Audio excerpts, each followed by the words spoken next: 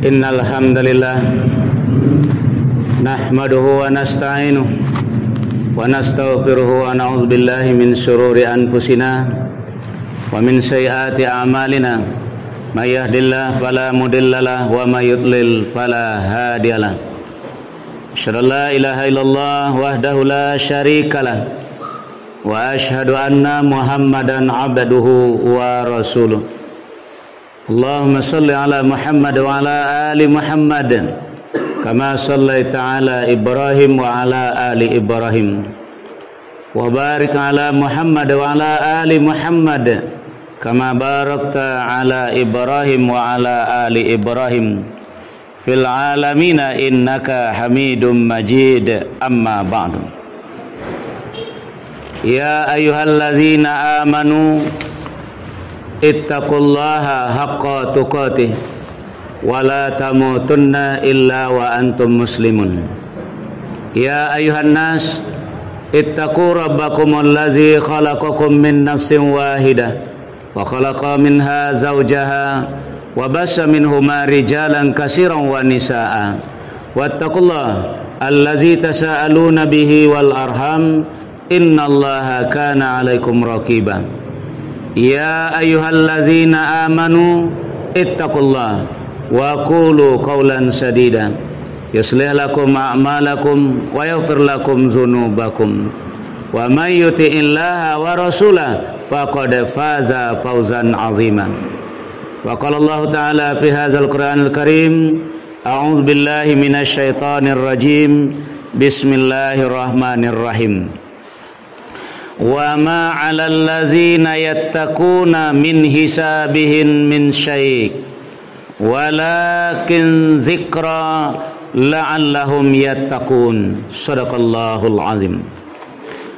Aku berlindung kepada Allah dari gangguan syaitan yang dirajam dengan menyebut nama Allah yang Maha Pengasih, yang Maha Penyayang.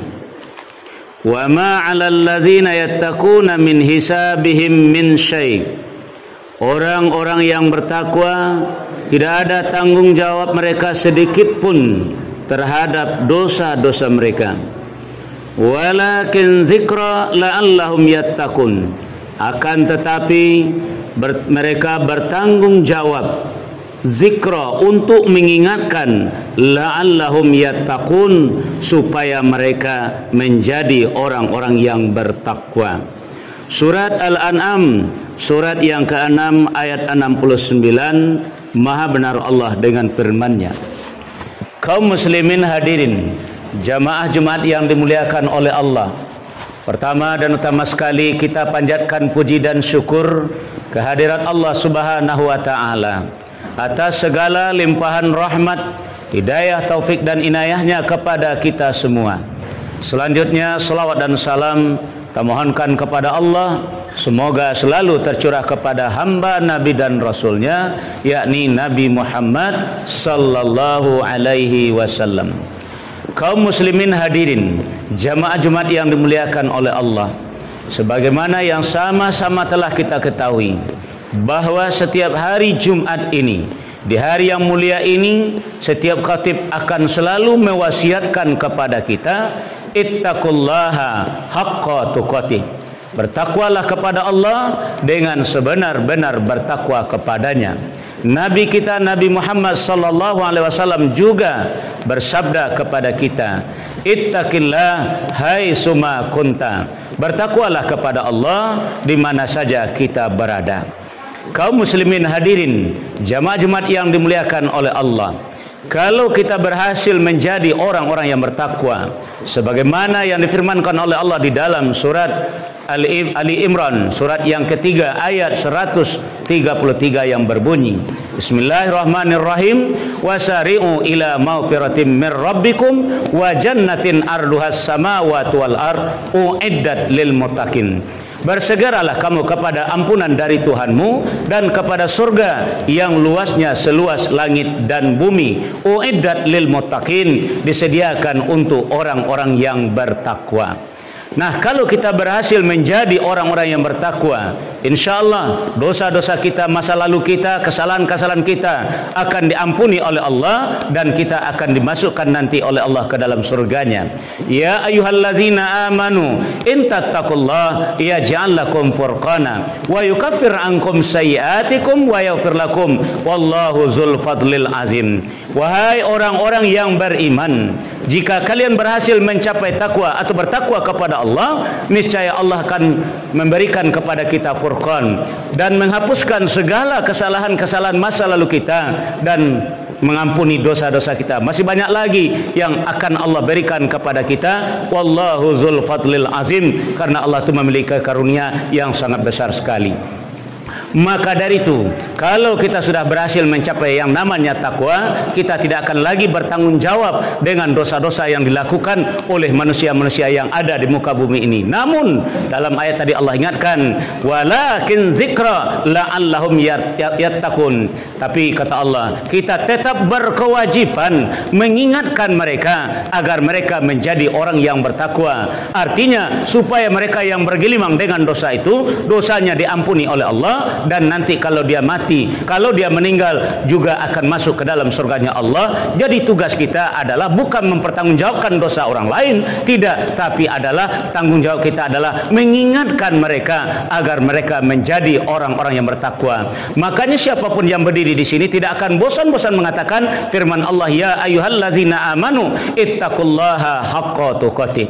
Pada kesempatan ini khatib ingin memberikan sebagai tip kepada kita, yaitu kita ibaratkan sebuah sekolah. Pertama adalah murid, yang kedua adalah naik kelas, dan yang ketiga adalah lulus. Kalau kita mendaftar pada sebuah sekolah, sebuah madrasah, sebuah perguruan umpamanya atau perguruan tinggi, pokoknya tempat belajar, dan kalau kita diterima di tempat yang kita melamar tadi, itu sah kita menjadi seorang murid. Apakah sudah naik kelas? Belum, apalagi lulus. Baru kita resmi menjadi murid kalau sudah diterima ketika kita mendaftar tadi.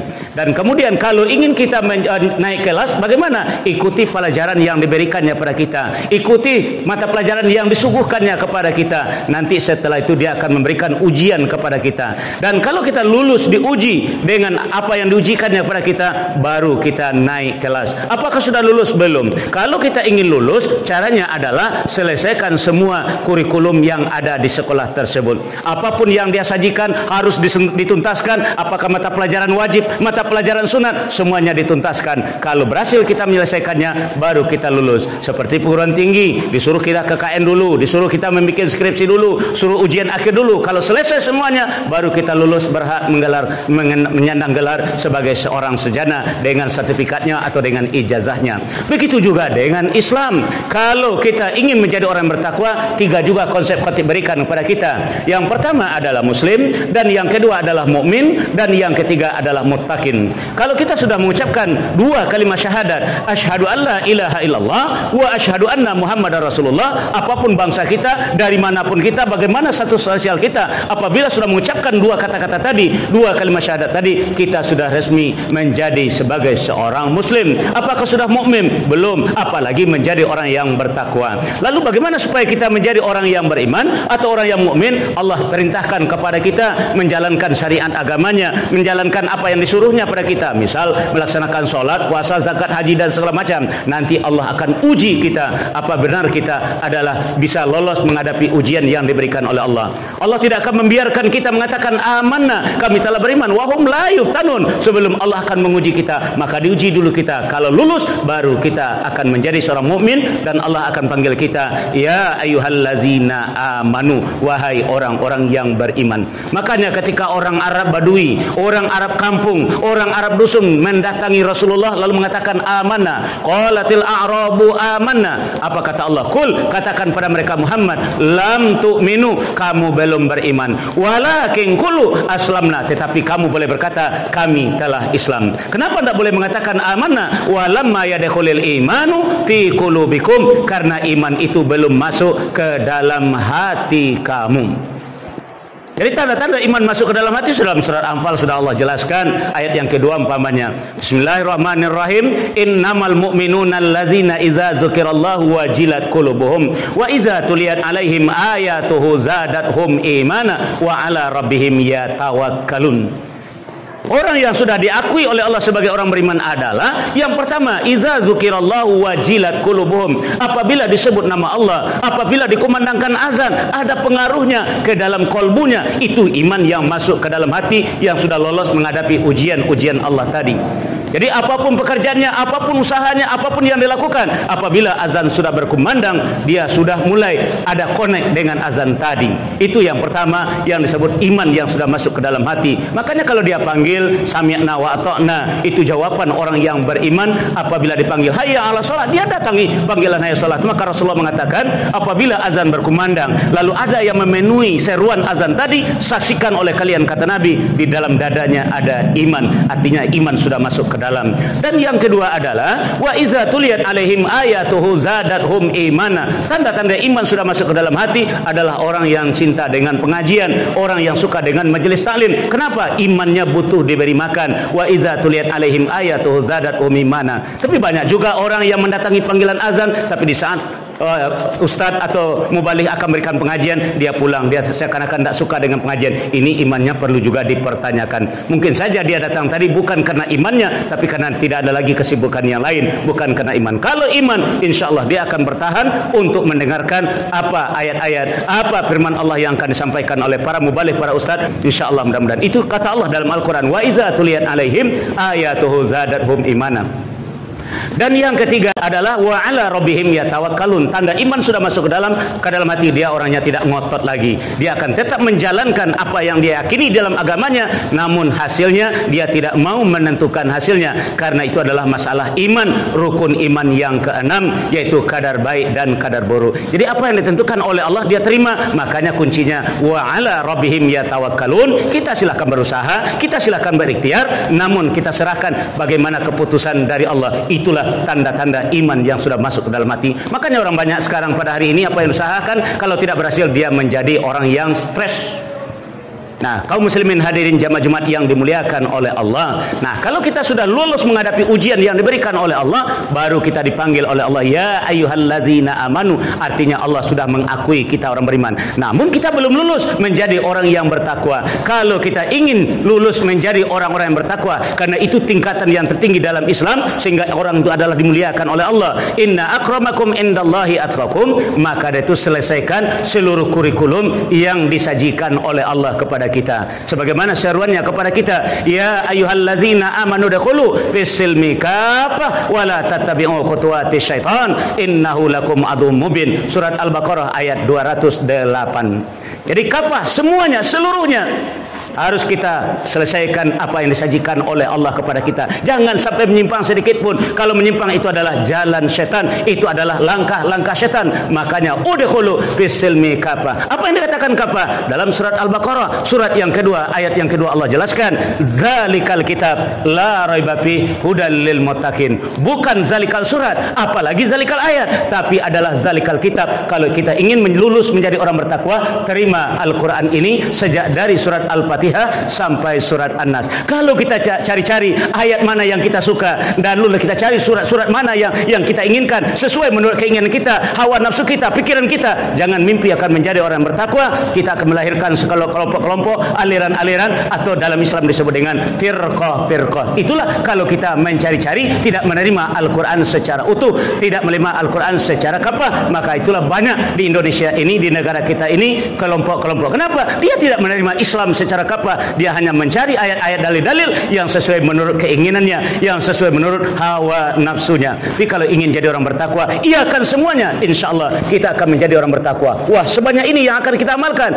Kan tidak semuanya perintah, kan ada perintah, ada larangan. Makanya buya-buya dahulu, ulama dahulu mengatakan, apa itu takwa? Mengerjakan yang diperintah, menghentikan larangan. Itu saja definisi yang diberikan oleh ulama dahulu. Nah, jadi tidak semuanya ada perintah, ada larangan. Larangan saja yang kita tinggalkan sudah lebih dari separuh Al-Quran yang kita amalkan. Sementara perintah juga tidak semuanya yang mesti kita lakukan.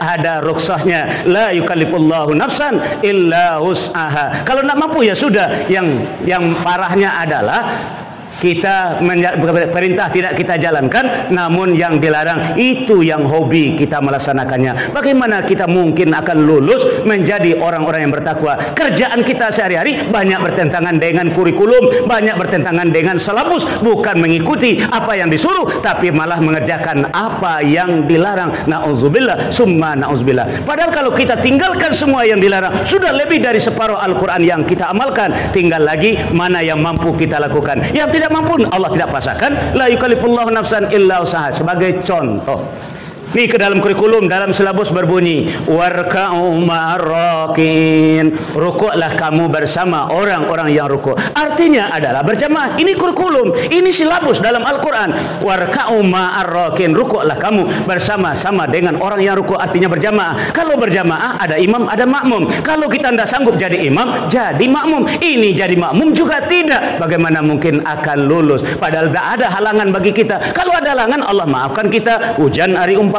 si kita sakit umpamanya, atau kita musafir dalam perjalanan umpamanya, tidak disuruh oleh Allah menjalankan kurikulum tadi. Kita mampu tapi kita tidak mau melaksanakan. Inilah yang jadi persoalan, ini yang parah di tengah masyarakat.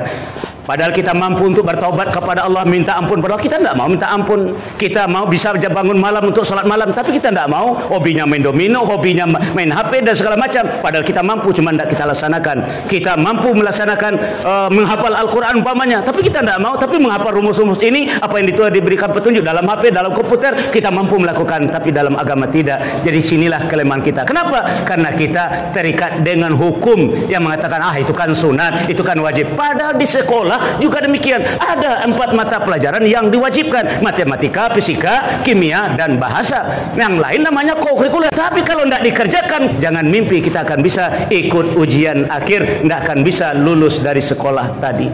Begitu juga dengan Islam. Itu kan sunat, itu kan sunat. Akhirnya kita tidak mau lagi menjalankan apa yang disuruh dalam agama. Kalau kita laksanakan, lakukanlah semampu yang kita mampu. Mastata'tum, kata Allah dalam Al-Quran. Wattaqullah mastata'tum. Bertakwalah kepada Allah, jalankan kurikulum tadi sesuai dengan kemampuan kita. Yang parahnya tadi, kita mampu tapi tidak mau menjalankan kurikulum tadi. Mudah-mudahan khutbah yang pendek dan singkat ini bisa menjadi renungan bagi kita. Muslim, mukmin, muttaqin, kita sedang berada di mana pada hari ini? Jawaban ada pada diri kita masing-masing. Fa'tabiru ya ulil absar la'allakum turhamun.